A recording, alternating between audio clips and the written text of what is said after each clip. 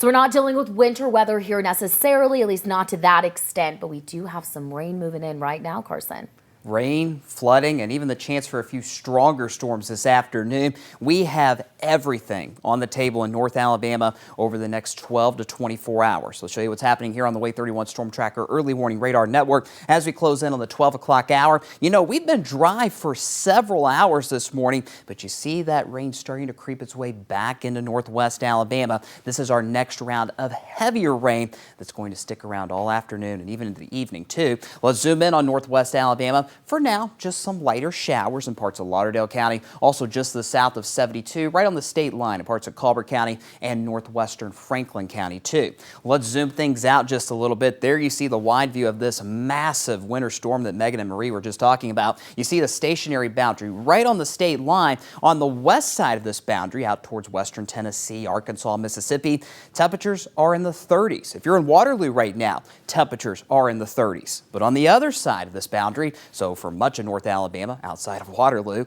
those temperatures are in the mid-60s. And on the warm side of the system, believe it or not, we do have that chance for severe weather. But our main concern here in North Alabama is going to be that heavy rain and flooding potential. The cloud cover we've had all day, that's really helping limit our severe weather threat. But that flood watch continues until midnight tonight for our entire coverage area. And when we talk about this flood watch, we're talking about all kinds of flooding, flash flooding, excessive runoff, anything like that, ponding on the roadways. That's all possible through about midnight tonight. Now, here's the severe weather outlook. If you notice, just off to our south, from Birmingham all the way down to the coastline, we have a level 2 risk for severe weather in effect. In our coverage area, notice that level 1 risk, which again is a step below a level 2, goes into our southeastern counties. So DeKalb, Marshall, Coleman, even into Blount, Etowah, and Cherokee counties too. We're not concerned about severe weather primarily, but it's definitely on the table. And just within the last 10 minutes, the Storm Prediction Center has issued a tornado watch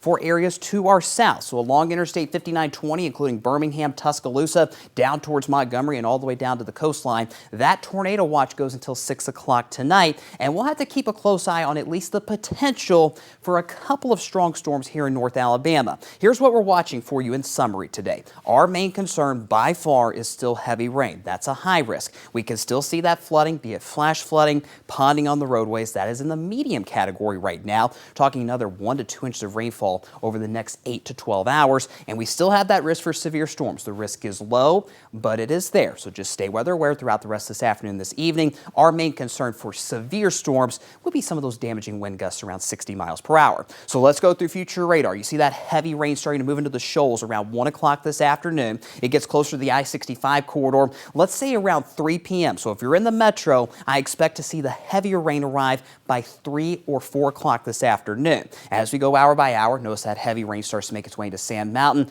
around the evening commute, 5 or 6 o'clock this evening. And we'll still have some lingering moisture even as the cold front itself finally moves out of North Alabama.